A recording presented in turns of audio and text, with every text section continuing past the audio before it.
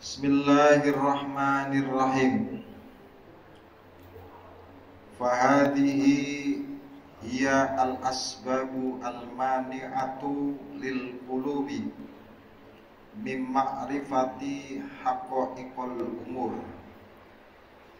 wa illa fa kullu qalbin wa huwa bil fitrah salihin li ma'rifatil haqa'iq li'annahu amrun rubbaniyun syarifun farikun sa'ira jawahiril alam bihadihil khasiyah wasyaraf wa ilaihi al-isyarah biqaulihi azza wa jalla inna aradnal amanah ala samawat wal ard wal jibal wa abaina ayyahmilnaha wa ashfaqna minha wa hamalha al-insan.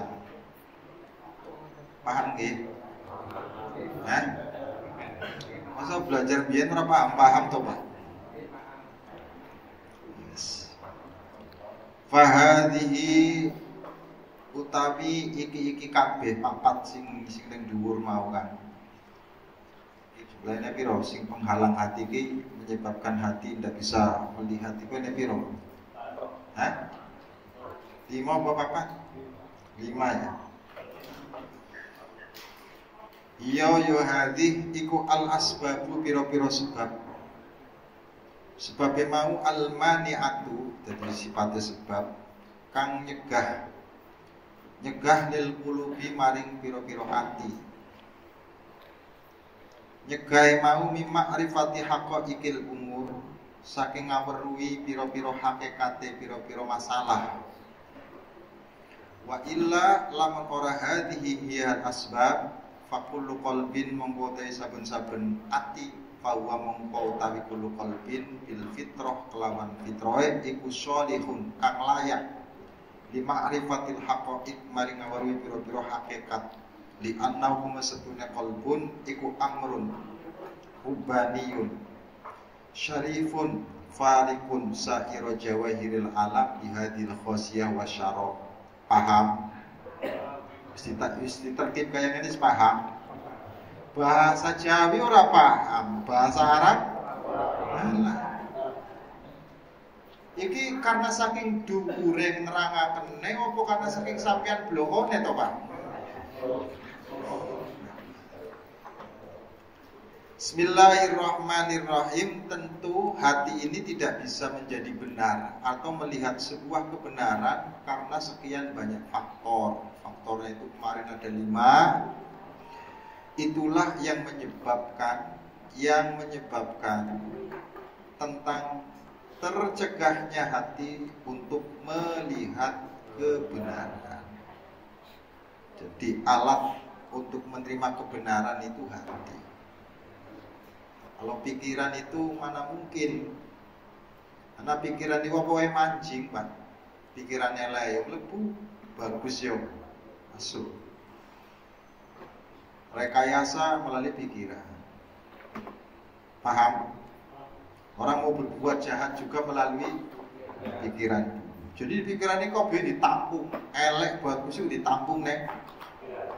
Makanya namanya pikiran itu tidak mampu menjadi alat kebenaran karena semuanya itu ditampung.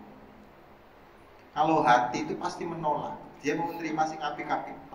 Adapun kemudian hati kita itu tidak mau baik, itu lantaran sudah banyaknya dosa-dosa sehingga mental kebaikan.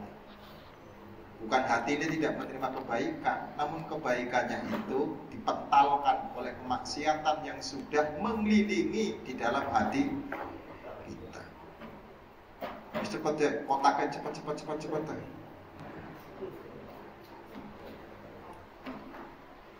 Jadi wong pengen bener, sing pertama didandani niku hati. Selama sampai orang dandani hati, sampai kapanpun tidak akan pernah benar.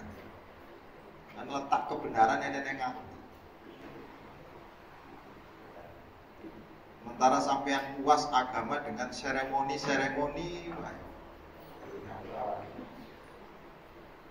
ya hati yang menjadi pusat perhatian dari Allah Subhanahu itu ndak pernah jenengan tilik. Sing penting seremoni dalam agama. Ya, selama ini mau tidak mau kita harus mengakui bahwa kita itu senangnya di bab-bab seremonial agama. Wene seremonial ya sholawatan, itu seremonial agama. Pikiran, itu seremonial agama. Yang semuanya itu, kalau kita merasa puas di itu tidak akan pernah mampu mencapai kebenaran. Karena kebenaran letaknya bukan di seremoni, namun letaknya di hati. Nenek sampean pengen bener, berarti kudu siap-siap dibeneri hati ini. Orang pengen dibeneri hati ini ya bisa usah ngaji. Iku lagi ngomong dewek iki Pak. Sampai ngeroknya syukur orang ngomong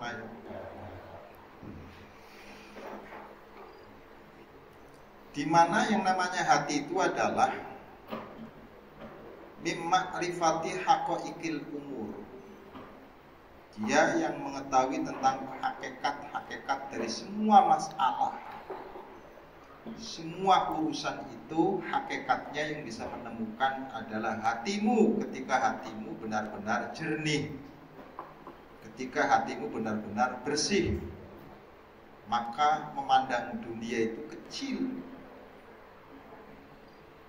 Bahkan menjadikan dunia bukan tujuan. Karena memang dunia diciptakan oleh Allah bukan menjadi tujuan. Dia menjadi ladang bagaimana kamu bercocok tanam di dalamnya agar bisa panen nanti di akhirat. Keliru sampean pikir kok boleh di duit supaya rezekinya lancar, bukan itu. Ya kan, diterangna kaya ngene wis. Sementara iki manakib digiringi kanggo nglancaraken rezeki, narik jabatan dan sebagainya. Keliru kabeh iki, Pak. Sehingga media-media yang seharusnya menjadikan manusia dekat kepada Allah semakin jauh karena memang tidak pernah terpikirkan hatinya. Bukan itu Syekh Abdul Qadir Jailani ini kok didengung-dengungkan karo sampean. Dia itu ditampilkan oleh Allah menjadi gambaran bahwa manusia bisa seperti beliau asalkan manusia mengikuti langkah-langkahnya seperti beliau. Sampean macam manakib sejarah tapi langkah orang pernah dilakoni ya pada karo. Maulidane enggal pulang tapi tingkah lakunya Kanjeng Nabine. Ya, wis ge ngaku lah. Arep didandani ati ini masalahnya. Pikirane sampe kaya ngene Kanjeng Nabi seneng mbahmu iku. Iki perlu dipahami. Kritik keras niki, Pak. Jangan merasa puas dengan seremoni agama. Karena Allah tidak akan pernah menilai pengunjung akeh apa ora, sing dinilai ku hatimu. Sampeyan hadir ning pengajian kaya ngene iki, orang digawe orang sing ditelok karo Gusti Allah jagonge sampeyan nang masjid, niatane sampeyan. Karena tekone iki bermacam-macam daripada nang omah nganggur. Ya, ada yang tekone kebiasaan setiap malam Rabu ngaji. Iya. Lah karena wis biasa lah ngaji setiap malam Rabu orang ngaji ora enak. Jadi tekone sampean karena wis angel to, Pak. Nah, ditata dhisik kok kenapa selama ini kita ilmunya enggak masuk wong niatane wis beda. Oke, niki wis ora usah ngaji kaya ngene Kang ya. Abot, Pak. Terus sampean cita-citane mlebu ning surga kan angel iki. Angel kan ngene iki. Dalane ning surga ora pernah diambah tapi cita-cita pengen masuk surga. Wong nanem wae ora njaluke panen. Diatakna wong gemblung, wong nyatane waras, dikatakan wong waras, wong. Jadi saya ini berhadapan dengan wong Belum gemblung ini. Sakit pengen waras, obat nggak mau diminum, karepe piye?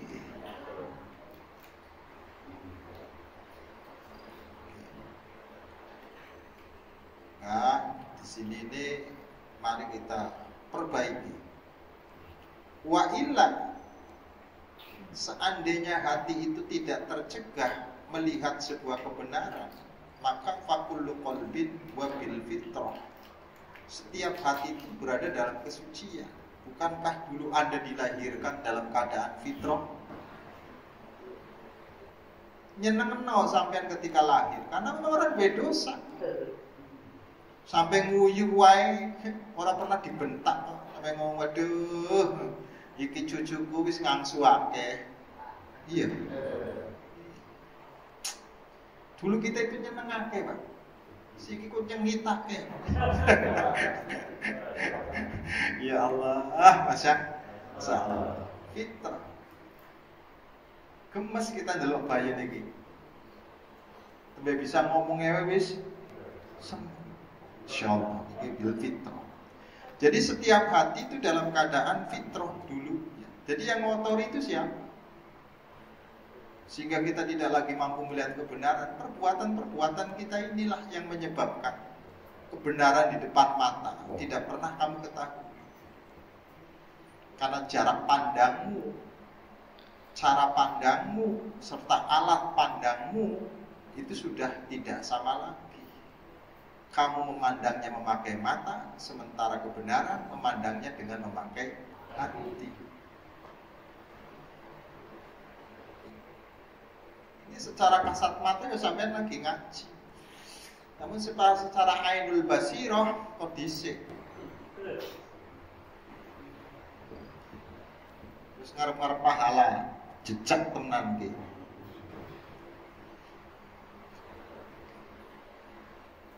Kira-kira sampean ngaji ini berpahala apa ora iki? Enggak kira-kira berpahala apa ora? Sampeyan kok masih kandhane pahala wae njaluk hitung-hitungan karo Gusti Allah lho sampeyan. Gusti Allah ngei karo sampeyan ora pernah dihitung, sampeyan nglakoni segala sesuatu enek. Itu kan sekilit sampeyan. Pengen menang karepe dhewe.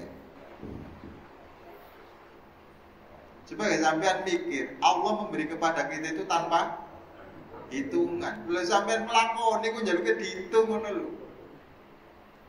Ki wong gemblung apa wong waras sih sampean iki asik. Wahai orang-orang edan sing ana nang masjid. Babul khair. Waya majnun, jadi Syekh Abdul Qadir Jailani. Jadi kalau lagi ngobati wong edan sing sesungguhe, Pak.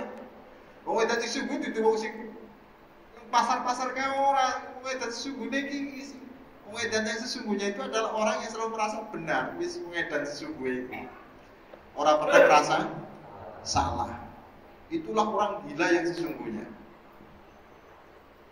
Mulai sampai diobati ben iso merasa salah. Ben koyo Nabi Adam, begitu salah ngaku salah. Ojo koyo setan, salah ngakune. Paham nih? Paham? Terus sudut pandangnya itu sudut pandangnya malaikat, ojo ngaku sudut pandangnya setan. Nah sudut pandangnya malaikat itu sing dilihat itu adalah bukan fisiknya, tapi yang dilihat itu adalah potensinya. Mulanya malaikat begitu disuruh sujud kepada Adam, mau sebab yang dilihat itu potensi Nabi Adam. Nek setan begitu disuruh sujud sama Allah kepada Adam, mau sebab yang dilihat fisiknya. Itu pun kita, cara menghargai orang, menghormati orang kan dinilai dari materinya, yo. Apa bedanya sampean? Mas sampean ku walaupun orang pernah berguru karo setan, nyatane ku kelakuannya koyo setan. Memang orang pernah ngaji karo setan sampean iki. Tapi kok langkae nek wong ora duwe apa-apa, sampean ora menghargai. Tapi nek wong duwe apa-apa, ndang tahlilannya cepet teko. Wong mangkat. Padahal berkata itu bisa jadi lebih banyak orang yang tidak punya apa-apa daripada yang yang tidak punya itu malah akuan yang apa yun kayu? Ya Allah, masya. Ngaji yang babul lagi padahal nomor pada duit Pak, tapi menghargai ini luar biasa. Enek kopi ini, Ustadz dimai anggur. Masjid lainnya ini jare wong suki-suki malah kadang-kadang orang anggone aku kayak ngene malah anggone cuk. Insyaallah. Wis pokoke sampean hebat lah. Iki ngalem-ngaleman lho Pak, ngrawasake iki. Tekon ning limo kan.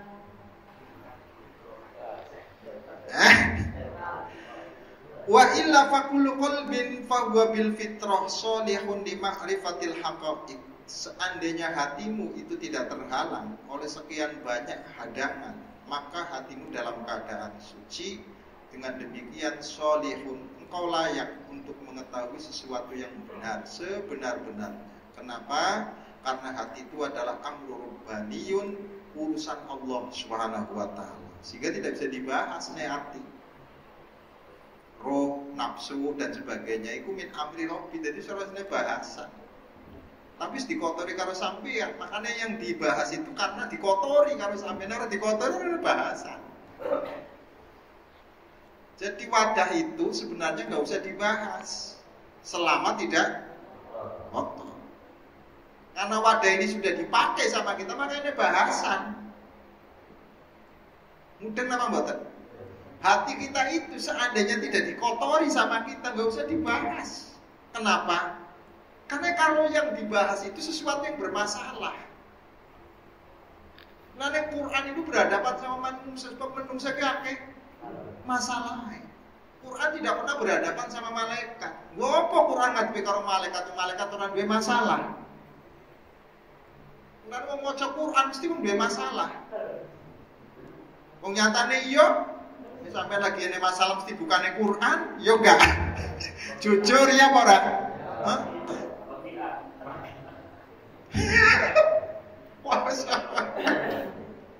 Si mana ora pernah maca Quran duwe masalah, pokon bacane Quran, berarti Quran iki ngadepi masalah. Menungso dihadapi karo Quran iki menungso bermasalah kabeh, mulane iki dibahas. Paham iki? Paham? Jadi hati ini sebenarnya amru rabbiyin, maka nggak usah ada bahasan. Seandainya hatimu itu benar-benar bersih, maka kenapa kemudian ada bahasan? Karena hati ini telah dipakai dan pemakaiannya tidak sesuai dengan irodai Gusti Allah, dengan kehendaknya, malah melenceng yang mengakibatkan hati ini yang tadinya sifatnya nerimanan orang terima. Sampai waktu jadi bayi, ku enek berontakan apa mboten? Kenapa ya Allah saya dilahirkan dari ibu model kaya ngene? Enek berontakan? Ora, dihadirkan karo Gusti Allah babul khair nurut. Ibune ora duwe apa-apa ya nurut, ora ana protes ya. Setelah gede baru ada protes. Nyesel aku Bu dilahirkan karo sampeyan. Ini berarti sudah paham nggih? Nah, yang penting nih, syarifun, dia itu adalah makhluk yang sangat mulia. Jadi dalam diri kita itu yang menjadikan mulia. Ini ku mergoene atine, Pak. Nek ora nek atine sampe dhewe, Pak. Wis niki. Jadi kemuliaan kita itu letaknya di dalam hati. Iku nek nurut Gusti Allah.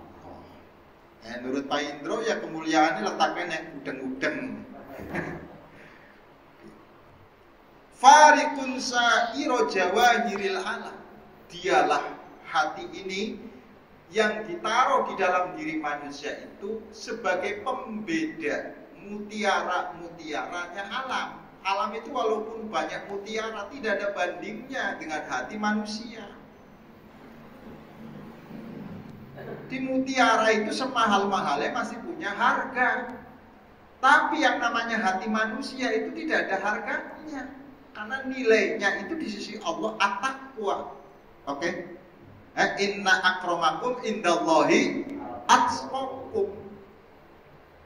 Jadi yang paling super di sisi Allah Ta'ala itu hati yang penuh dengan ketakwaan. Piye ge? Ngerti sampean gunung sing mulia. Gunung itu walaupun menyimpan sekian banyak sumber daya alam, itu rene apa-apane ini dibandingkan karo atine sampean. Itu jawahir, mutiara yang sangat luar biasa yang ada dalam diri kita itu. Sayangnya mutiara iki ditempatkan sembarangan sampean iki. Wong ngulur mutiara ku ditaruh di luar yo. Mutiara itu tersimpan rapi. Kalau dia ditaruh di tempat yang sembarangan, podo karo watu biasa dianggepe.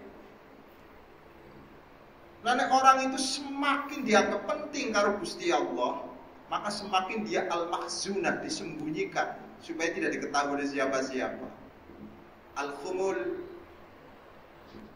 lalu ngene wali sing ora terkenal sama sekali, wali sing super daripada wali sing dikenal. Ngertine sampean niku sing dikenal iku sing luwih hebat mbahmu iku. Sing luwih hebat itu adalah wali al-khumul, wali yang tidak diketahui oleh siapapun. Karena gayane niku ora sing weruh. Kula kok suudon. Jangan-jangan suudon apa husnudon, jangan-jangan wis ngaji di antara sampean ini dadi wali asline. Tapi gayane. Hati-hati yo Pak Indro kaya ngono kuwi. Waliul majnun apa wali apa? Masa nanti keterangan ini jalan untuk menuju menjadi kekasih Allah Subhanahu. Jadi sekarang ini sampean anulah cita-citanya itu jangan hanya pengen disenangi sama manusia. Bagaimana kita itu mencari perhatian Allah Subhanahu wa taala, menarik Allah. Bagaimana ini cara? Piye supaya Allah iki seneng karo awake dhewe? Jajal ge cita-cita. Ojo pengen jadi wali kota, pengen jadi gubernur, presiden, jenderal. Remeh itu cita-cita. Sebenarnya pengen duit wae jadi. Cita-cita pengen jadi kekasih Gusti Allah itu nganggone langsung kan ora enek. Ning bukune niku ora enek, kudu dilaksanakan. Ora enek sekolahane. Fakultas ora enek, fakultas kewalian niku ora enek. Fakultas syariah wonten, tapi fakultas hakikoh ora enek. Nek sampeyan pengen ahli syariat, enek fakultas syariah. Tapi fakultas hakikoh enek. Ora enek. Sementara kebenaran letaknya bukan di syariat, tapi di balik sebuah syariat. Nama sampeyan nggo syariat wae. Alam bukan ono dipikir bener ya Rojo. Ya Rojo. Dipikir wis jenggote dawa, celanane cingkrang wis bener ya Rojo. Masya Allah. Paham iki kan? Paham? Bihadil khasiyah wasyaraf. Inilah yang menjadi kekhususan manusia dan letak kemuliaannya manusia. Maka kalau hatinya sudah tidak difungsikan lagi yang menjadi alat kemuliaannya, inilah yang dimaksud manusia itu turun dari derajatnya hewan. Jadi ketika fungsi daripada hati tidak pernah jadi manusia itu kalau sudah tidak lagi menggunakan hatinya, ya derajatnya di bawah hewan. Kenapa manusia itu lebih unggul dari yang lain? Karena punya alat yang tidak Allah terapkan, tidak Allah berikan kepada yang lain. Namanya hati.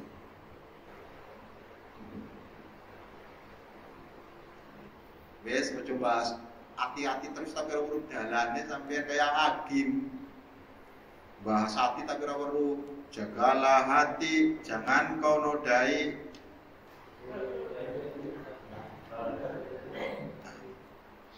Yaitu karena dia belajar dari terjemahan beda dengan belajar dari mungkin terjemahan itu angel Pak. Walaupun saya itu kalau melihat dia terjemahan gampang kok. maca Qur'ane wae. Oh, terjemahan iki wis jelas. Ora pernah ngadepi guru sing asli iki. Waqala Rasulullah. Rasul berkata orang nyebut nang hadis terjemahan ini. Akeh nang masjid-masjid takwa niku termasuk khotbah-khotbah iki terjemahan kabeh kaya ngono. Ora kaya Bajintas nang kosongan. Ya Pak J. Enak sing dipikir nang kosongan malah ngune HP. Masa sapik lah daripada orang sing khotbah. Dikang lah.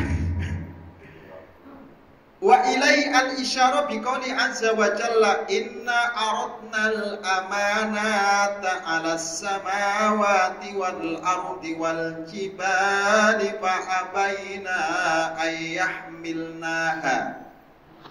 Iki kepian, matane kaya ngono. Sesungguhnya kami amanatkan kepada amanah yang namanya amanah. Sesungguhnya kami aradna itu kami berikan amanah kepada samawat, langit. Wahai langit, maukah engkau menerima amanatku? Mau. Betul, langit itu luas. Allah menawarkan amanat kepada bumi, bumi pun ngomong mau. Maka kemudian Allah menawarkan amanat kepada jibal, gunung. Semua gunung ditawari amanat sama Allah. Jawabannya mo fa abaina ayyahmilnaha wa ashfaqna minha wa hamalnaha al-insan.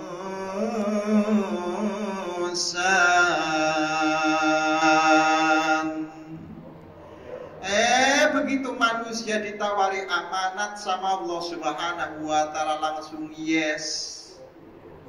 Langsung yes. Mau tapi yes. Kulo terima Gusti. Kenapa kok manusia terima amanat? Lantaran manusia dibekali oleh Allah yang tidak Allah bekali kepada yang lain. Apa? Hati. Nah ning gunung niku bisa dicekel karo sampean. Nek nalika sampeyan atine wali-wali biyen lho kok tetapane ning gunung. Ora kurugan. Malah gunung satu dengan yang lain itu ditangkap. Sehingga disebut dengan Gunung Tidar itu. Pengen dadi wong kaya ngono ora pengen susah. Apa cita-cita sampai menjadi wali tapi bodoh ge akeh wae. Menjadi wali tapi turune lah. Iki piye iki? Wa hadhil ayat isyaratun ila anna lahu khosiyatan. Kenapa manusia itu adalah mau menerima amanat dari Allah? Sebab annalahu temen sedune iku tetep kadue insan khosiyatan. Ini sebenarnya adalah isimnya ina yang dipisah oleh jar majrur. Lembu sampean paham apa orang ngaji kayak gini. Maka nggak boleh dibaca khosiyatun karena sebenarnya itu anna khosiyatan lahu. Jadi kok isu ya pece kalau semua coko yang ini piye ya jar-jar. Anna lahu khosiyatan tamayyaza, bukan tamayyazu, ini bil madi. Maka kalau dikatakan bil mudhari maka dia harus mempunyai objeknya itu harus muannas. Yang bulah pokok sampean netamayyaza balik ke insan karena fi'il madi tapi netamayyazu niku balik ke orang yang insan yang khosiyah. Ini lho Kang. Dia pikir sampean niku masa kaya ngene ora mikir lelet apa. Nek kula ora rokok ora jalan. Sing penak sampean ngrokok kaget kok. Kulo sing mikir kaya piye carane sampean paham kene ora paham. Sekaya kene memahami dhewe. Angel opo meneh mahamna sampean. Kenapa manusia itu sanggup memikul amanat? Karena dia memiliki kekhususan yang membedakan antara dia sebagai manusia dengan yang Lain, memang langit gede, bumi besar, gunung besar, tapi terlalu cengeng untuk menerima amanat. Giliran amanat tawarna karo menungso ora mikir-mikir neh, sanggup kula Gusti. Keren, sampean itu sudah menerima amanat ini. Wa hadhihi anis samawati wal ar soro mutiqan li hamli amanatillah. Yang dimana kekhususan itu, itulah yang menjadi kemampuan kekuatan manusia untuk apa? Menerima amanat dari Allah. Jadi amanatnya apa sih? Inna aradal amanah ini. Amanahnya apa? Yang Allah berikan itu. Jangan sampai jadi sering maca ayat amanat Gusti Allah sing diberikan karo sampean iki apa? Sing kaya dicopot boyo terus. Amanat yang Allah berikan kepada kita itu apa? Watil kal amanah ya al ma'rifah. Yang namanya amanat itu adalah pengetahuan. Gunung itu tidak bakal dikasih pengetahuan sama Allah. Makanya dari dulu sampai sekarang itu nggak pernah berkembang gunung. Si ngembangnya kan sampean. Waktu nih sudah di semen, rika lo si ngembangake. Banyune iso seger iku dikasih ngembangake sehingga menjadi minuman yang dulu nggak ada, mineral, aqua, tripanca, wainu, isko, kan Muhammadiyah nggih. Ini kalau kadang-kadang nek minum isko niku agak tersinggung NU minum iki lho isko. Kang Tumiran wis sing tuku isko nggih. Ya ora apa-apa lah, hitung-hitung impak karo Muhammadiyah.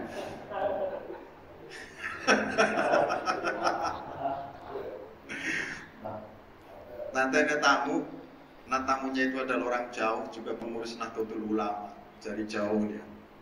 Sowan, isko. Ini kan jadi ngomongnya isko tadi. Ini kan mau karena saking fanatiknya kan. Berarti senjadikan ini nulis mulai luntur, bah wik. Musuh luntur gitu gara-gara minum banyu. Orang ada urusannya kalau minum banyu. Gara-gara ingin isko itu.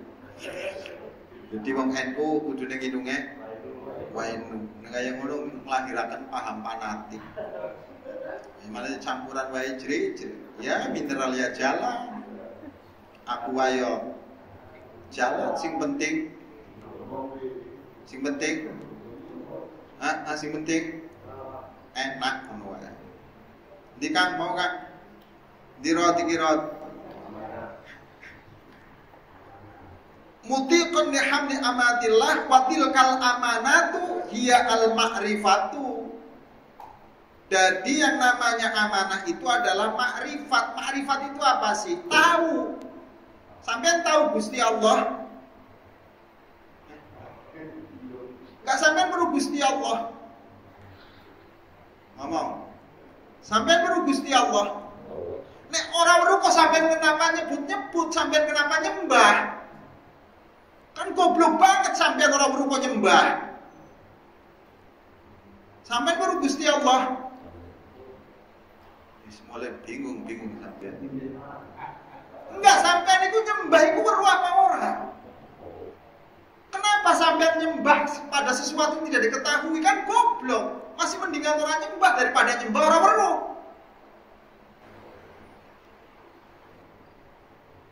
Sampean itu kalau mau mempercayai kan harus tahu dulu. Masa orang ruko langsung percaya? Kan aneh banget sampean ini. Paham? Untuk menjadi manusia yang percaya kan kudu tahu dulu. Mana mungkin kita tidak tahu kok langsung percaya. Mulai aku takut karo sampean disuruh Gusti Allah.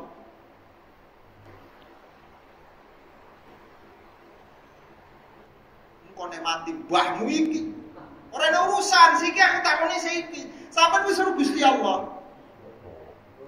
Maka yang dimaksud di sini pertanyaannya, apakah mengetahui date atau mengetahui sifatnya atau mengetahui af'aliyahnya? Mengetahui date orang mungkin sampai bisa mengetahui, tapi mengetahui tentang makhluknya, mengetahui tentang af'aliyahnya bisa sampai. Nah, Mulane pada nyembah mbu iki sing disembah sapa iki? Sampai nyembah siapa sih? Hah? Enggak. Sampai nyembah siapa? Nyembah? Jawab kok kayak abot banget sampean. Sampai nyembah siapa? Allah. Allah. Allah. Allah.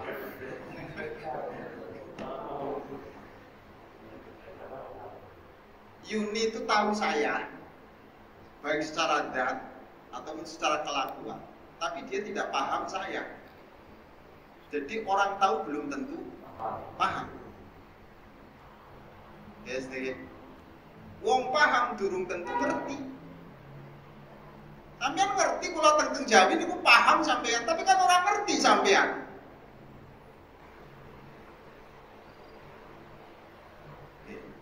Eneng ngawerwi paham ngerti.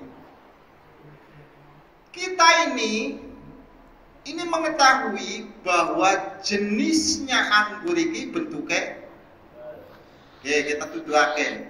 Jenisnya anggur bentuknya bulat, warnane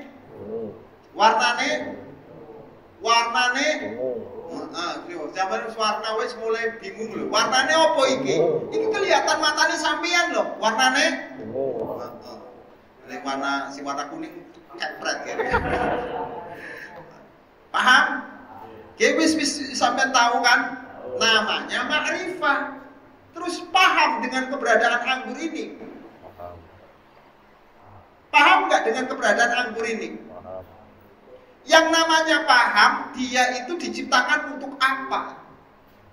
Iki loh kegunaannya anggur kanggo apa? Kanggo dimakan. Sampai mungkin jawab baik loh. Berarti pemahamannya sampai anggur ini adalah untuk dimakan. Sekarang ngerti nggak dengan keberadaan anggur? Kenapa kok dimakan? Yes kan? Unsur apa yang menjadikan anggur sehingga menjadi makanan kanggo sampean? Karena enak. Enak itu munculnya dari lidahnya sampean atau dari anggurnya itu sendiri? Dari lidah. Oke? Ternyata ketika lidah sampean ngomong enak, nek makanan ora enak tetap dilepehna kok. Berarti untuk menyatakan bahwa anggur itu adalah enak, itu kolaborasi, kerjasama antara lidah sama yang dimakan. Ketika yang dimakan enak, lidahnya nggak enak, nggak terasa enak. Lidahnya enak, sih dimakan orang enak, nggak terasa enak. Dua-duanya itu syaratnya harus enak semuanya. Oke? Oke? Lagi kita akan masuk kepada Allah Subhanahu Wa Taala. Mulai sampai ngaji koyo ngene iki. Cuma ngaji ini pahala-pahala wae gampang. Lah, tutuplah. Wis ngantuk iki drum-turu iki. Kok sampean wis jalan-jalan burung-burung kenal karo Gusti Allah. Wis kenal karo Gusti Allah. Tiap hari disebut karo sampean. Tiap dino sampean dikirkan, tiap dino sampean sebut. Kenal apa urung sampean? Kalau seandainya sampean mengenal, terus layakkah perkenalan kita itu dengan dia? Mulai mikir, nenek. Kalau yang dimaksud itu adalah mengenal dzatiyahnya, Allah itu siapa? Allah itu bukan siapa-siapa, karena dia bukan siapa-siapa dan bukan apa-apa. Laisa kamitslihi syai'un. Jadi Tuhanku bukan berupa apa-apa dan tidak berbentuk apa-apa. Jadi Tuhanku bukan apa-apa, bukan rupa apa-apa, bukan bentuknya apa-apa. Hebat toh. Makanya angel bahasnya wong orane bentuknya. Yang dibahas itu kan yang punya bentuk. Sekarang mau bahas apa nggak ada bentuknya? Pun pernah nggak ngaji kayaknya di sampean iki? Lo tergantung lah sampai tergawi sesat sampai terserah lah bulan ini. Masya Allah. Lah, mengetahui Allah itu yang dimaksud di sini itu adalah mengetahui sifat-sifat yang melekat di dalam zat-Nya. Pertanyaannya, apakah sifat itu adalah sesuatu yang di luar zat atau sifat itu yang melekat di dalam zat? Mulai ini. Mulai muncul kalau sifat itu adalah sesuatu yang berbeda dengan zat. Zat sendiri, sifat itu sendiri. Maka ini namanya paham Mu'tazilah. Paham ahli sunnah itu yang namanya sifat itu melekat erat dengan zat. Hasilnya Quran itu kalamun qadim, kalam yang dahulu yang melekat di dalam zatnya.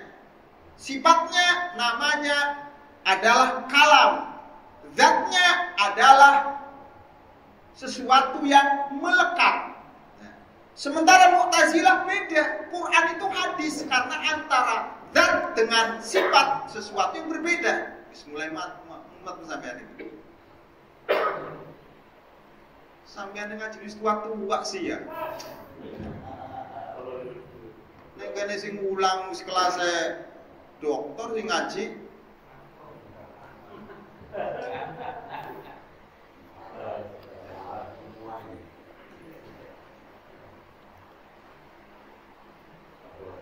Kadang nek balik maning kula sing melu goblok. Nek ora balik maning sampeyan yo. Ngene seneng ngene wis pakai makrifat iku ngawerwi Gusti. Ngawerwi dengan ayat-ayatnya. Ada ayat, ada kalimat, ada kalam. Itu beda. Harus dibedakan ayat itu apa, kalimat itu apa, kalam itu apa.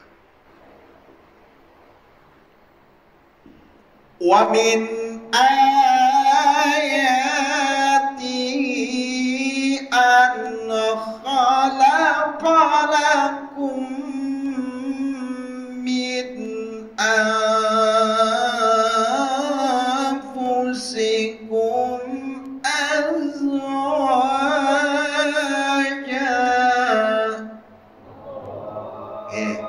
ayat.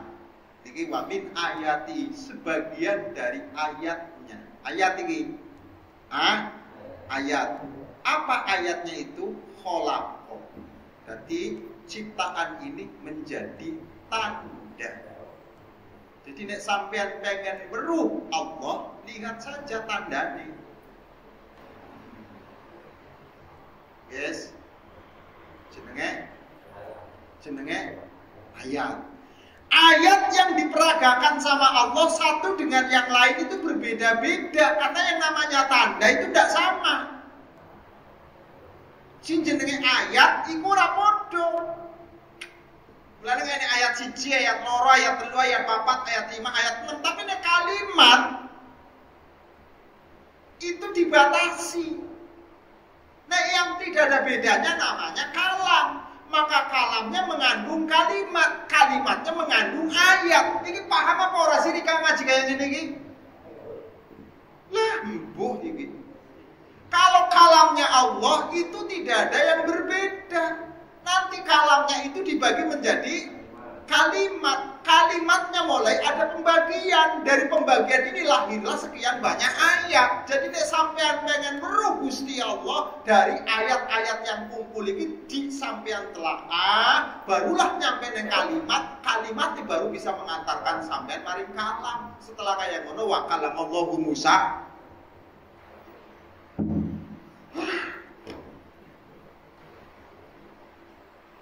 Bimen iki cara mahamakne bimen iki. Nek kula sih paham, nek aku paham, sampeyan iki lho. Ana sampe wis tuwa sih ya, kaya ngono belajar, kaya ngono ngomongnya hakikat tak cecek raine iki kake. Nggih ora paham-paham ngomongnya hakikat terus. Sya. Gini. Kalam itu omongan. Kalam itu omongan.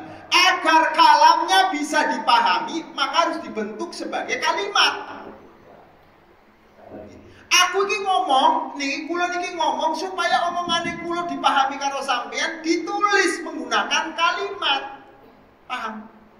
Paham apa mboten? Nah, setelah kalimatnya saya tulis mulai ada rincian. Allah menjadikan kalamnya nanti dibagi menjadi kalimat, kalimatnya dibagi menjadi ayat. Oke? Oke? Jadi yang beragam warnanya, beragam bentuknya namanya ayat. Kalau kalimat itu tidak beragam, satu kalimat itu, maka orang bisa sampai maring Gusti Allah memahami ayat dulu. Yes. Lah ayat yang neng Quran niku jumlahnya 6.666. Jadi nek sampean pengen paham karo Gusti Allah, kuwi kudu paham jumlah ayat sing samono dhisik. Iki terbatas iki. Piro? 6.666 ayat. Titik ya. Paham nggih? Nanti ayatnya ini punya tipikal-tipikal iki. Ene ayat hakikoh, ene ayat majazi, ene ayat mutlaqah, ene ayat muqayyadah, ene ayat am, ene ayat khos. Iki paham apa ora iki?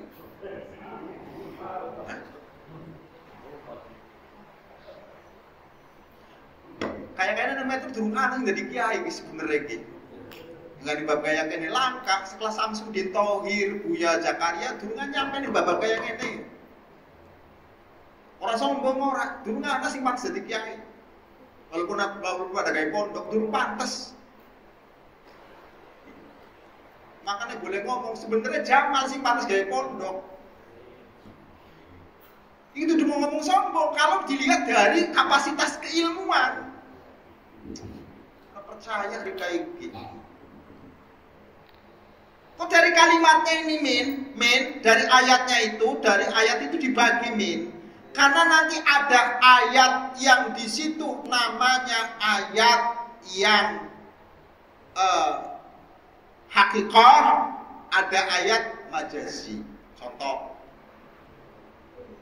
Allah menyebutkan di dalam Al-Qur'anul Karim, Innallaha yadkhulunal jannata bima kuntum ta'malun. Sesungguhnya Allah memasukkan kamu ke dalam surga sebab amal-amal yang kamu lakukan.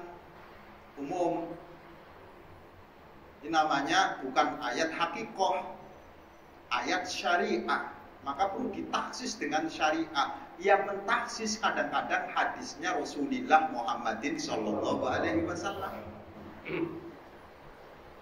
Apa dari kajian Nabi? Innallaha la yadkhulul jannata.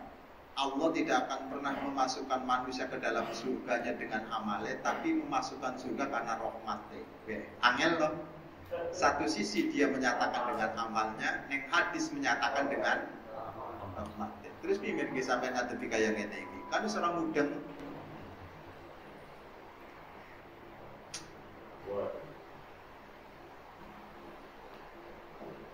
Kula ngobrol karo dosen ora paham lho Pak, kok ngobrol karo sampean. Kula niku sering ngisi takhasus-takhasus kados niku teng dosen-dosen ora mudeng. Karena dosennya ora pernah nyantri sih ya. Padahal dosennya sampun S2. Orang mudeng babak kaya ngene mulai karo sampean. Kula maklumi lah sampean ora paham maklum kula. Wong menika paendro ngekak-ngekek tok ae. Ngene kok dipadaknane karo jalan mbahmu iku. Paham? Jadi sombong itu penting apa enggak iki? Ya kanggo sing berilmu. Kanggo sampean ora, sampean pasti sombong napa. Karena nek sampean sombong amat sampean pantes. Nggak, tapi nek sampean kula sombong iki nek wajar. Karena nek dibanggakan keilmuan. Makanya kula nek sombong bab ilmu kula wajib. Karena sing duwene kula niki duwene ilmu masalah. Jadi ilmu yang bukan untuk kesombongan tapi untuk menyombongkan wong goblok. Yang tidak boleh ilmu untuk kesombongan tapi menyombongkan orang bodoh harus. Paham? Nek kaya ngono berarti ora oleh dokter spesialis iku ditulis spesialis mata, spesialis anak, enggak oleh sombong iku. Itu dalam bab dunia saja harus ditulis, apalagi bab akhirat. Kudune kiai ana tulisannya spesialis kiai haji, spesialis ojo ceramah, spesialis nahwu, spesialis sorok, spesialis balaghah, spesialis fikih. Jadi kalau belajar kan penak. Spesialis ceramah.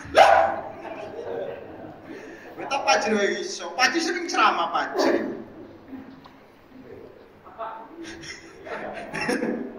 Ini pagi di memek iso ceramah ya. Dipikirnya mau ceramah itu mesti alim mbahmu iku. Paham nggih? Niki nggih? Nggih. Paham nggih? Makrifat. Jenenge makrifat. Makrifat itu berdasarkan pengetahuan. Anda pengen tahu itu harus ada ilmu nih. Kalau pengen tahu tajwid berarti kudu belajar. Kalau pengen tahu apapun harus belajar. Maka ketika berpengetahuan namanya makrifat. Jadi ketika engkau pengen mengetahui Allah harus ada ilmunya. Ilmu yang mengantarkan kamu kepada Allah. Enggak nih karo pikir bisa sampai mari Gusti Allah. Bisanya sah, batal, halal, haram, bid'ah, musyrik.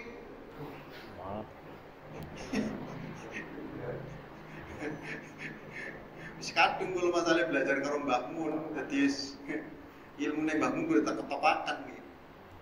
Aja sing selama iki sing ketokna Gus Bah bae. Kali-kali wong metro ngetokna ilmune Mbah Mun wis ora mudeng sampean. Ora usah Gus Bah terlalu dhuwur sampean, karo metroan bae ora mudeng. Sampeyan kan sok-sokan majine karo Gus Bah ora mudeng malahan. Keren-kerenan tok sampean. Sing karo Anwar Jahid bae lho. Ngaji orang Jahid, Gus Miftah, ngono wae lho. Gus Ikdam, sing diterima karo nikah lah, sing gampang-gampangan wae. Ngono karo Gus Bahat ra keduren sampean. Gus Rodi, wis ngono wae lah omongane wis ora usah sing dhuwur-dhuwur. Paham pangkat rika iki ngajine karo La ilaha illallah Muhammad Rasulullah sallallahu alaihi wasallam niki. Wa tauhid. Oh, pembahasan makrifat nanti. Kalau kamu pasti sudah tahu Allah, pasti akan lahir keesaan seesa-esanya. Tidak akan pernah mampu kamu menyekutukan apapun dengan Dia. Kenapa orang banyak menyekutukan terhadap Allah? Lantaran dia tidak tahu. Seandainya dia tahu, pasti tidak akan pernah menyekutukannya. Wes. Ini. Ada orang punya istri 4.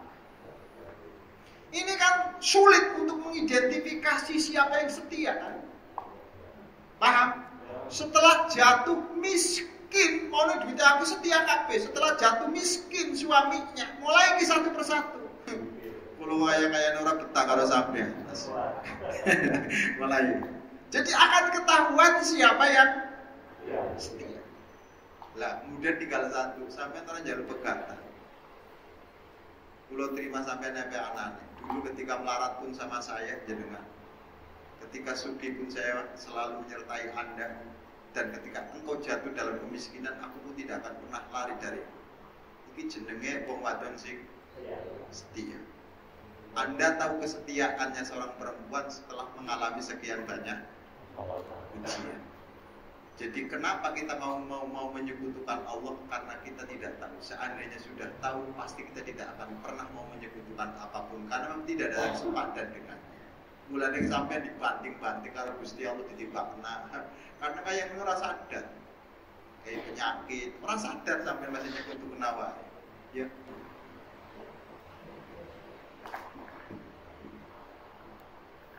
Guys. Dulu ketika sampean kaya sering menyekutukan dengan sahabat-sahabat. Aku ini sahabatnya itu kaya-kaya. Aku ini sahabatnya hebat-hebat. Begitu sampean jatuh miskin, seret satu pun sahabat nggak ada yang nemenin sampean. Saat itu sing dipanggil siapa? Allah. Yes. Dan mulai kan sampean pentingnya Allah Taala itu. Itu artinya kenapa kita selama ini adalah selalu menyekutukan Allah lantaran kita tidak paham. Mulanya makrifat dulu baru tauhid. Orang kalau sudah tahu Allah pasti akan mengesahkan seesa-esanya. Kenapa kita tidak mengesahkan seesa-esanya? Lantaran kita belum paham Allah Subhanahu wa ta'ala. Jadi pada orang paham, orang usah mendahului. Fitnah. Wa qalbu kulli adamiyyin musta'idun. Setiap hati anak Adam, barangkali anak-anak keceleng ini kan. Anak Adam kan? Anak cucunya Adam kan? Oh, berarti masuk nih kan. Oh, barangkali ada anak cucunya yang dudu Adam.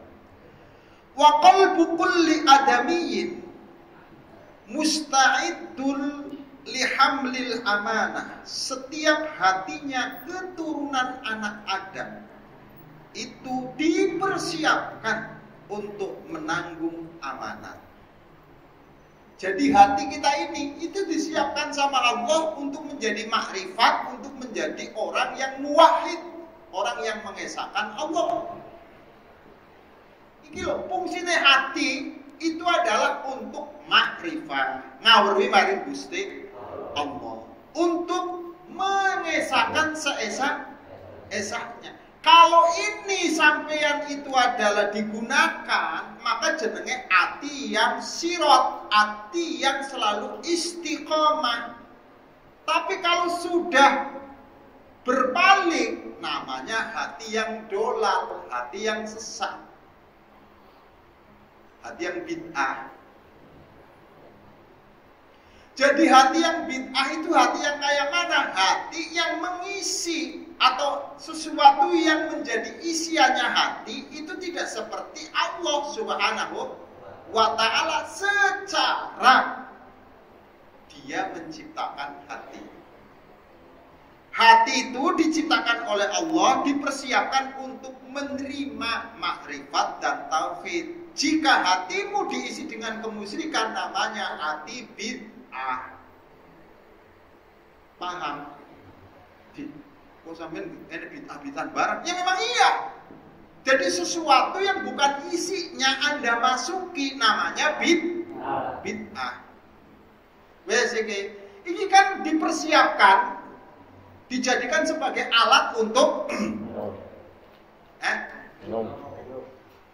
kan goblok temen sih.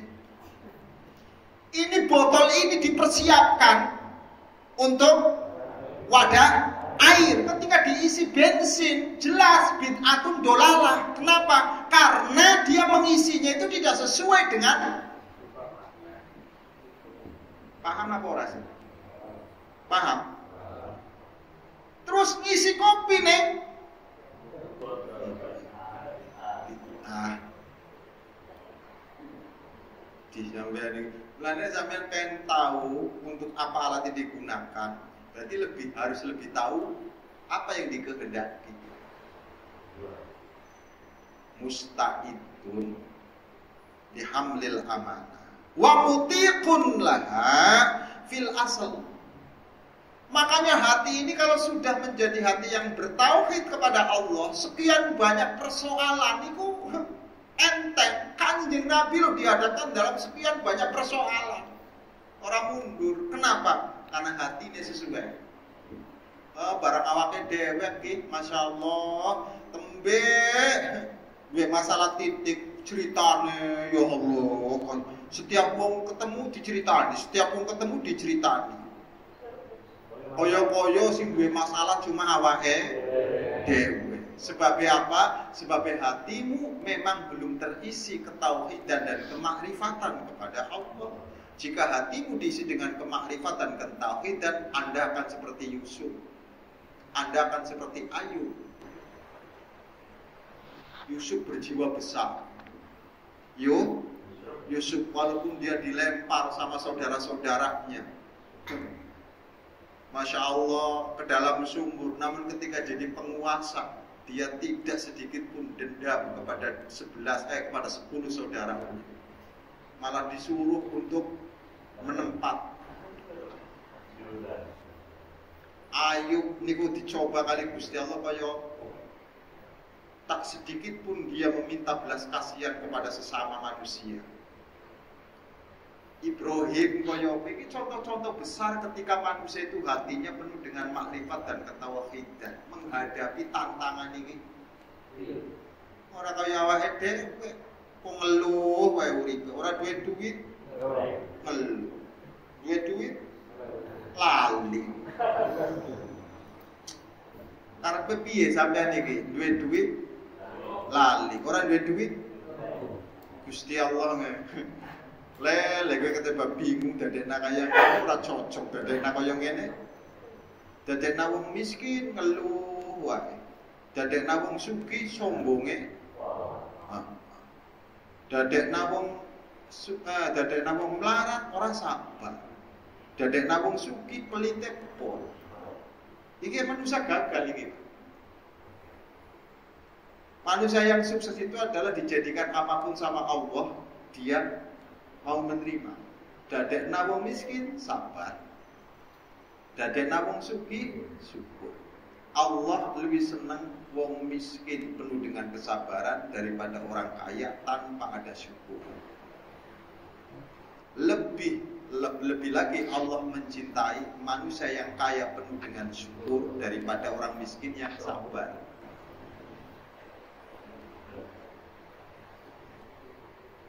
Menurut sampean niku apikan di maksiat dengan kebaikan.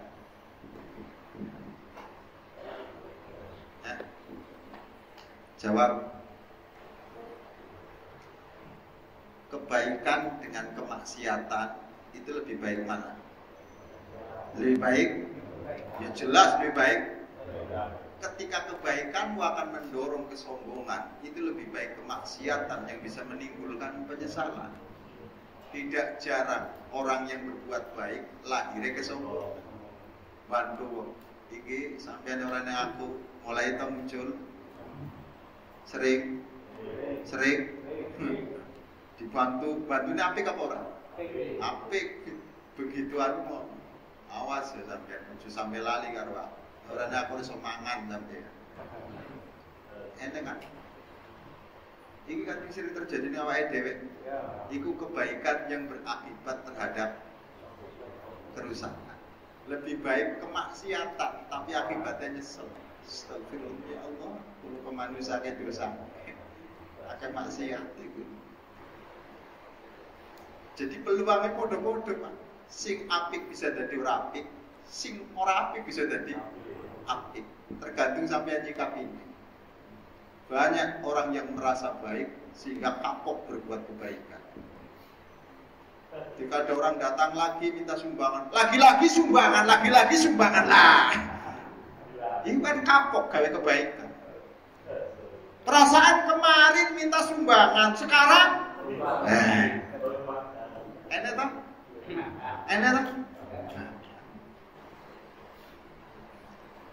Iya. Jadi kadang kebaikan itu tidak bisa bersifat langgeng. Lan ini penting. Sampai titik nih. Watil kal amanah ila akhirih.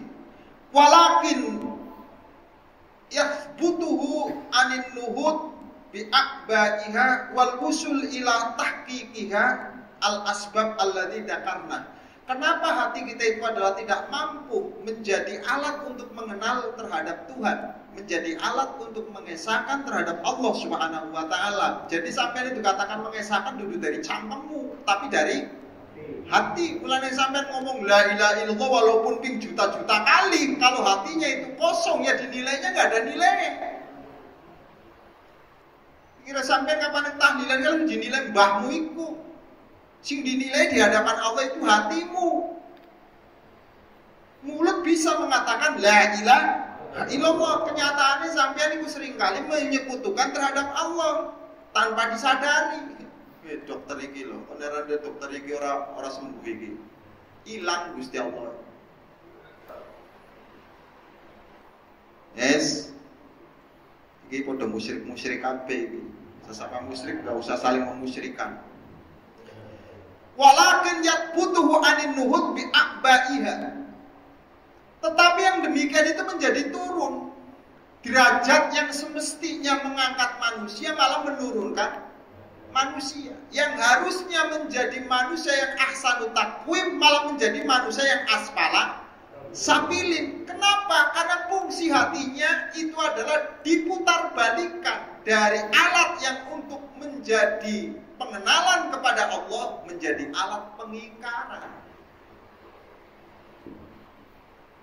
Jadi hati kita ini akan menjadi sebuah masalah kalau nggak didandan-dandani.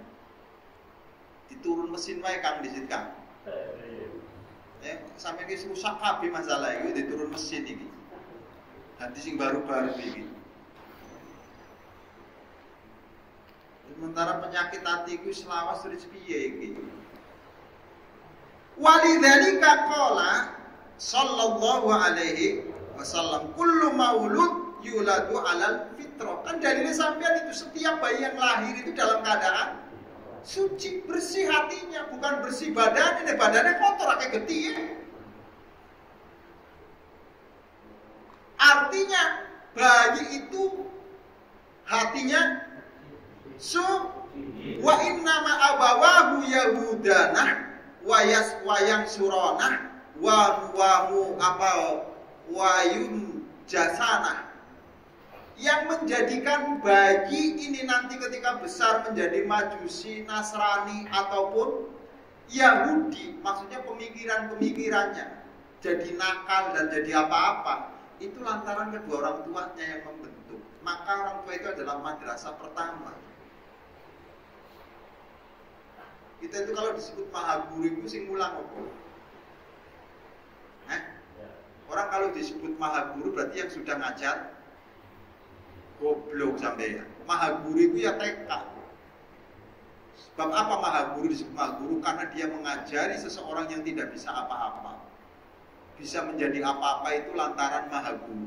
Kalau dosen itu bukan maha guru, profesor itu maha guru. Dia itu adalah menyuruh mahasiswa untuk mengembangkan pikirannya.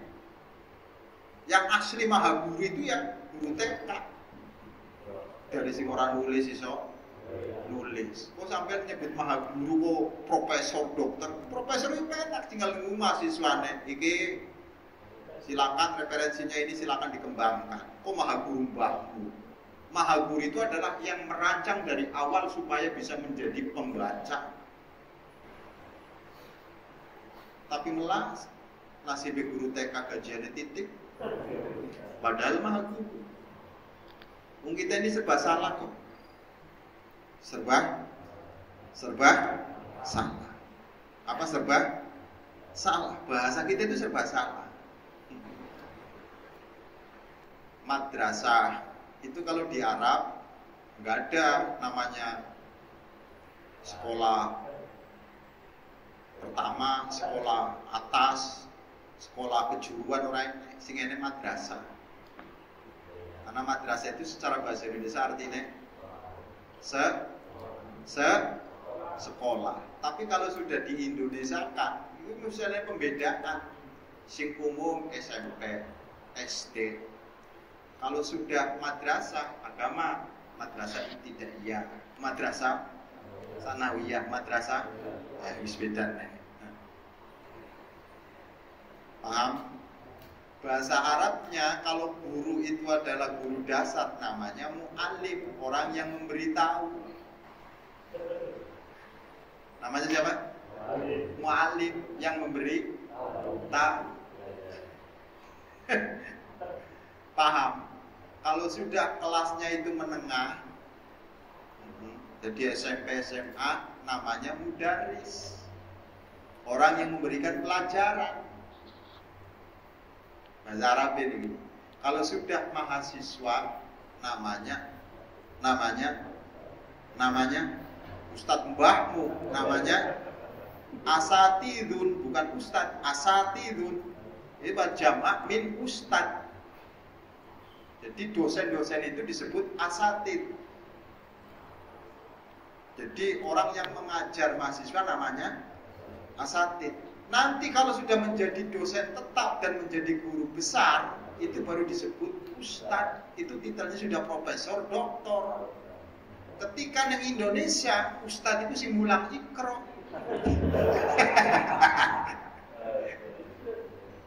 Mulane nek kene hebatnya mesti mulang ikro nek kono. Wih, ustaz, gede-gede padahal nek kene mulange ikro jadi ustaz nek kene digawa ning Mesir. Digawa ning Arab, iku gede-gede wong Arab. Kenapa? Indonesia. Kathirul ustaz. Banyak profesor sih dimaksud. Tapi dalam bahasa kita, Indonesia kakek ustaz itu dimaksud akeh wong mulang ikrone. Ini bahasa.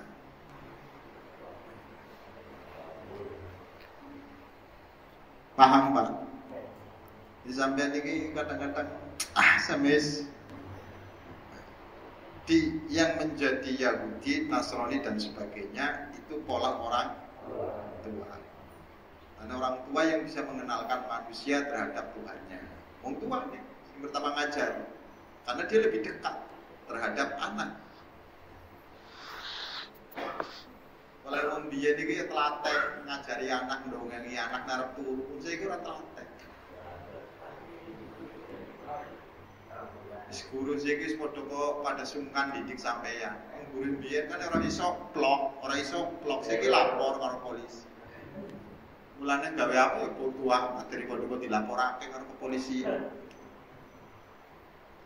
Sekarang ini model sekolahan kualitasnya sudah turun. Di matematika saja sudah turun. Anak kelas 3 SMA dari sekian puluh persen, 80% itu tidak ngerti tentang ilmu itu. 80%. 24 atau 20 ya 24 dibagi 8 berapa? Orangnya sih ngerti. 16 dibagi 2 berapa? Orangnya sih ngerti. Wong biyen niku padahal cuma sekolahnya hitung-hitungan terus yang kalkulator. Jadi itu menunjukkan grafiknya kita itu sekolah netok sing atas namanya modern sampai secara berpikir karena sebab mengandalkan HP. Sampai kalau pengaman orang usah belajar adu-adu, klik masalah hukum ning Google, bagaimana hukumnya? Melaka kula mboten pate jawab, klik wae ning Google ada jawabannya. Niki sing menjadikan kita akan menjadi manusia bodoh karena kita kebergantungan bukan kepada pemikiran namun kepada umat-umat tiba apa kalkulator penak cecak. Sementara pikiran itu bisa lihat orang-orang Cina itu walaupun kalkulator ini tetap jalan. Wong dheke dimanjakake sih. Lah kayak kurikulumnya wis gonta ganti. Gurune belajar bagaimana kan mempelajari maring murid wong guru tembe belajar. Cara sekolah mbiyen iku bisa dibagi, Pak. Songon wedhus, songon kebo. Paham? Jam 12 balik, jam tengah 1 balik, nanti istirahat sebentar mengembalakan kambing. Jadi ikut serta bagaimana berbakti kepada orang tua. Anak sekolah sekarang ini pulangnya jam 5, alhamdulillah seorang ngerti berbakti kepada orang tua. Dia hanya menciptakan sekolah tapi tidak akan pernah menciptakan tarbiyah. Rasa gedek-gedek Pak Indro. Iki kritik niki. Mbuh di bawah kepemimpinannya Mukti niki. Kurikulumnya berubah nih. Saya bojone kula mumet iki nukile kurikulum. Dulu kurikulum Nadiem. Sekarang kurikulumnya beda lagi. Wes pan pintere sing ngendi sampean? Jam 5 tembe balik. Alhamdulillah seorang ngerti pekerjaannya wong tua. Anak-anak dulu itu masih ngerti ngumbai piring. Masih tahu tentang pekerjaan orang tua. Anak sekarang sudah nggak bisa tahu pekerjaannya orang tua. Jaga jaraknya sudah terlalu jauh. Kalau dulu disebut adalah pendidikan dan kebudayaan. Sekarang kebudayaannya hilang. Sing enek cuma pendidikan tok. Lama-kelamaan ketika budayamu sudah hilang, maka kita tidak akan pernah saling mengenal karena yang mengenalkan kita itu adalah budaya. Wong biyen niku arep gawe omah, masyaallah, liwat tetok sing akeh, masyarakat padha teka kabeh, rewangi dan sebagainya. Cepat selesai. Wong siki kandhalane tukang. Oke. Budaya iki ora ilang, tapi Anda pernah enggak merasa kehilangan budaya ini? Ora penting. Masya mumet Pak mikiri dunia ini. Lo kadang-kadang pengen anu sih, pengen layu. Tapi kok diganduli terus karo rika iki. Wa qala Rasulullah sallallahu alaihi wasallam, laula anna syayatin yahumuna ala qulubi bani Adam lanadhuru ila malakutis sama. Seandainya di dalam hatinya anak keturunan Adam itu tidak ditongkrongi karo setan, pasti Anda akan melihat kerajaan-kerajaan langit. Anda akan melihat keajaiban-keajaiban yang Allah berikan. Hatinya yang dimaksud. Isyaratan ila ba'di hadil asbab. Itulah yang menjadi isyarah para aulia. Bisa melihat segala sesuatu yang ada di atas langit, walaupun dia berada di bumi, namun mata hatinya bisa menembus ke sana. Namun kenapa kita tidak? Lantaran sebab-sebab yang menjadikan hati bisa melihat belum bisa kita hilangkan. Maka untuk bisa menghilangkannya, kita akan mencoba untuk menggali keimanan. Karena ini alat yang pertama untuk bisa menyimak sebuah hijab yang menghalangi kita dengan Allah Subhanahu wa ta'ala. Jadi gridnya keimanan itu, cara manusia mendapatkannya berbeda-beda. Walaupun tetap namanya iman, tapi gridnya, kualitasnya yang tidak sama. Nanti perlu dibedakan ya Kang ya, antara Islam, iman, dan yakin. Dalam kitabnya Syabdul Qadir Jailani, beliau mengatakan begini, hakiku al-Islam hatta tasilu ila imanikum wa hakiku imanakum hatta tasilu ila ayqanikum. Yang dimaksud, buktikanlah keislamanmu sampai bisa membuktikan terhadap iman. Oke, jadi Islam kita itu harus dibuktikan supaya bisa melahirkan iman. Kemudian setelah engkau bisa sampai kepada iman, buktikan keimananmu sampai engkau menjadi orang yang yakin.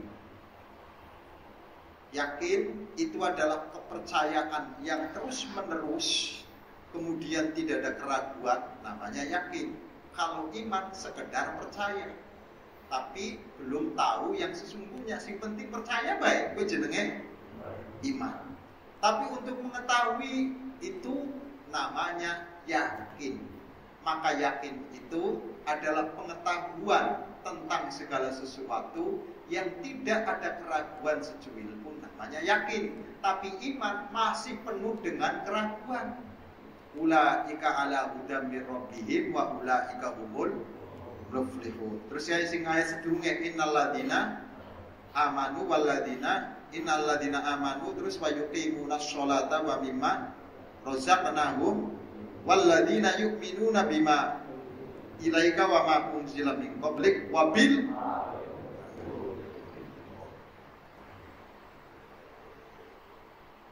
Ini nanti bahasan masih panjang Pak. Nah, ngaji ini masih panjang, baru halaman 14. Sing murid sampeyan wis sing dawa. Kowe ngaji ki 30 tahun maning tembe lunas nggih. Kitab Ihya juz 3. Jadi kapan pengen juz 4 itu butuh waktu 30 tahun maning. 20 tahun lah kaya-kayanya sampai di Semadalangka kaya-kayanya. Wes pokoknya belajar niat memperbaiki hati. Ulangi, dalam kita berilmu, menuntut ilmu, marilah kita niatkan untuk memperbaiki hati. Paham? Sampean akan sampai kepada Allah ketika sudah tidak bertanya di mana, bagaimana. Ini selama sampean masih takut di mana, bagaimana, itu belum kenal sampean karo Gusti Allah. Jadi apa namanya itu, kita tunjukin dulu ini apa namanya, Ya, pengenalan manusia terhadap Allah itu kalau sudah dikatakan sampai, dia tidak pernah bertanya bagaimana, kemana, di mana. Anu kena musibah, kenapa? Lagi sudah kenal karo Gusti Allah, mana wae. Wes, sampun. Nah, terus kemudian wong ilang motore di mana? Sudah kenal karo Gusti Allah. Paham? Paham? Nah, terus kemudian wong sakit, kenapa? Sudah kenal karo Gusti Allah. Jadi nek masih takon kenapa, bagaimana, di mana, kemana. Sampai nek sakit cep meneng. Wis ora usah takon bagaimana.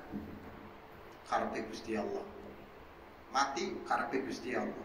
Waras karepe Gusti Allah. Wis sanggup? Sanggup? Engko dimei terus ngelu. Sanggup ning cangkeme dimei ngelu. Nanti belajar. Di wa ilai al-isyarah bima ruya an Ibnu Umar radhiyallahu anhu maqal qila li Rasulillah sallallahu alaihi wasallam. Ini sebagai gambaran sekelas Umar yang belajar karo Kanjeng Nabi wae takon. Aina Allah, di mana Allah ya Rasul, fil ardi au fis sama. Umar masih takon kaya ngono gemiyen, Umar gemiyen. Qala jawab sapa Rasulillah sallallahu alaihi wasallam, fi qulubi ibadi al-mu'minin. Allah itu berada di hatinya orang-orang yang mukmin. Ana hati-hati karo wong mukmin sebab ene Allah ning ngono. Hati-hati karo mas mukmin iku hati-hati. Soal hati-hati. Jadi Allah berada di hatinya orang-orang mukmin. Wa fil khabar qala Allah taala lam yasakni ardi wala simai atau wala samai. Tidak akan mungkin yang namanya bumiku bisa memuat aku, dan tidak mungkin langit ini bisa memuat aku. Yang dimaksud itu tidak mungkin menjadi tempat duduknya Tuhan, karena langit orang bakal kuat.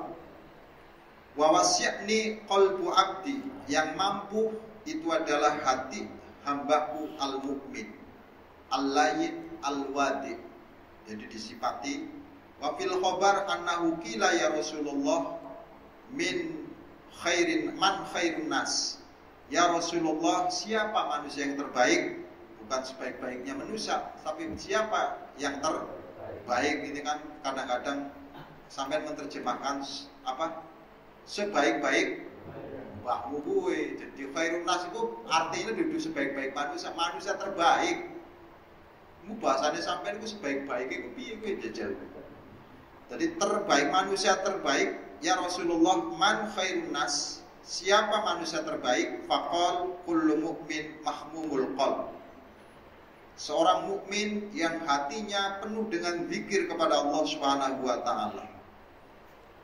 Wa ma mahmumul qalb, apa yang disebut dengan mahmumul qalb? Faqala huwa at-taqi. Jadi mukmin yang hatinya itu disebut mahmum adalah mukmin yang penuh dengan ketakwaan dan ketakwaan. Alladzi la ghisya fihi, yang tidak bercampur secuil pun selain ketakwaan tidak masuk di dalam hatinya. Wala baghyin, dan tidak pernah lanjut. Wala ghadrin, tidak pernah berkhianat. Wala ghillin, kemudian tidak pernah bermusuhan. Wala hasad. Maka saat hatimu tidak mempunyai musuh, tidak punya kedengkian, tidak punya kekhianatan, saat itulah Allah berada di dalam hatimu. Tapi ketika hatimu penuh dengan kemusyrikan, permusuhan kepada yang lain, jauh Allah dari hatimu. Walidzalika qala Umar radhiyallahu an, ra'a qalbi rabbi. Setelah itu barulah melalui tahapan, kata Umar, hatiku telah melihat Allah. Jelas ini. Jadi sekelas Umar masih takon, apa ini kelas wajiman. Belajarnya kalau Kanjeng Nabi masih belajar, apalagi sampean belajar kali kulo. Di mana Allah? Kapan sampean guru Gusti Allah, jawabannya kulo gampang. Orang kayak jawabannya Kanjeng Nabi. Sampean kan guru Gusti Allah mati. Ini jawabannya kulo. Ini jawabannya Kanjeng Nabi. Ini jawabannya Kanjeng Nabi penak. Ini jawabannya kulo sing dadi poin mawon. Di mana Allah matikan? Engko tembe baru Gusti Allah. Lah, kemudian idza kana qad rufi al hijab bitaqwa. Hatimu akan bisa melihat Allah Subhanahu wa taala ketika telah dihilangkan hijab-hijabnya dengan ketakwaan. Wa man irtafa'a al-hijab bainahu wa bainallah suratal mulk wal malakut fi qalbihi. Barang siapa yang telah menghilangkan hijab di antara dirinya dan di antara Allah, tajalla suruh, maka akan semakin tampak bentuknya al-mulk wal malakut fi qalbihi. Maka menjadi manusia yang penuh dengan ketakutan pada Allah Subhanahu. Fayara jannah, maka surga belum ditempati sudah dilihat, mulane seneng wae. Karena hatine werwe jannah, padahal di sekelilinge iku nilai sampean iku ora duwe apa-apa, tapi wong iku ku senyum-senyum dhewean wae. Wis kaya ngene siap sampean disebut wong ngene. Lah kadang-kadang kula kuwatir, Pak Indra iki guyang-guyune karena hatine kesana atau memang ora paham sama sekali. Jadi manusia-manusia yang demikian itu hatinya diperlihatkan dengan surga. Makanya dia tidak pernah susah. Wong masih ning dunia wae surgane wis diweruh nang kali Gusti Allah. Ora bakal cerita karo sampeyan. Sampai arep matine mawon iku dikabarake kali Gusti Allah. Saya punya kiai. Tapi enggak usah disebut. Ma, ngomong sama istrinya, nanti pada asar banyak tamu, siapin tempatnya, tamunya banyak. Oh, disiap. Siapa sih Pak? Pokoknya tamu penting. Ambil kain putih mah, disiapkan. Ini tamunya itu minta kain putih, disiapkan. Karena waktu itu belum ada kain putih, makanya dia tunggu bahan. Dijahit enggak mas, enggak usah dijahit. Udah beli aja sekitar 3 meteran atau berapa meter lah. Karena tamunya itu minta kain, makanya bahasa isyarat. Betul, waktu asar datang, dia menghadap Allah, mulai banyak orang. Itu yang dimaksud. Orang ngomong, aku ingin dijemput karo malaikat mah. Iki jenenge wong. Jadi dia dikasih tahu, namun menyampaikannya di hadapan masyarakat, di hadapan orang awam itu dengan bahasa-bahasa yang bisa dipaham. Kene kamu kaya ngono iki wis. Imam Ghazali niku bar salat ngomong. Kula nyuwun bahasa ngene, saya minta kain putih. Kain putih habis salat diusapkan ke wajah. Langsung tidur. Ngertine muridnya lagi turu padahal bis. Termasuk Syekhin Al-Qiram Bahmun. Keluarganya dulu itu melarang untuk haji. Padahal dongane Mbah Mun pengen mati nih. Ngotot Mbah. Tetep kula pepatan. Secara kesehatan seorang mengizinkan Mbah Mun. Dari Gus Yasin, Gus Kopur dan sebagainya itu tidak mengizinkan untuk berangkat. Keluarga besar, tapi Mbak Mun karena sudah tahu kenapa dia dipanggil di sana. Sebegitu yang makrifat karo Gusti Allah, sampai ditunduna tempat matine. Ora kaya Rika. Mati nos. Masya Allah. Paham gitu? Sa'duna fi dunia. Terus wa Fatimah wa Khadijah al-Kubra wa Fatimah as-Saghra wa Khadijah al-Kubra wa Fatimah. Jadi cita-citanya Mbah Mun itu dulu, itu saking kangennya sama Khadijah. Setiap lilir nangis membayangkan Khadijah berjuang karo Kanjeng Nabi. Ngimpi ketemu karo Khadijah. dikasih syair bait kalau Sayyid Maki Al-Maliki, gurunya yang ada di Mekah. Begitu tangi apa? Mulanya dilagu-lagokna terus kayak saduna fi, kebahagiaanku di dunia dan di akhirat itu adalah ketika bertemu dengan Khadijah dan Fatimah. Sampai makamnya saja itu berdekatan dengan Siti Khadijah. Orang kaya sampai sholawatan kok saduna, tapi orang ngerti maksudnya. Paham? Itulah orang-orang yang mampu mengisi hatinya dengan konsisten kemakrifatan dan ketauhidan. Gayanya sederhana, namun hatinya selalu komunikasi. Itulah yang ramai dalam kesepian, sepi dalam keramaian. Walaupun kumpul-kumpul karo wong, hatinya selalu berhubungan terus kalau Gusti Allah tidak pernah putus. Orang kaya oke dewek kumpul ya lali. Masya Allah, kita hanya bisa tabarkan dengan orang-orang yang demikian. Semoga dengan ilmunya, dengan keberkahannya, mampu membasuh hati kita yang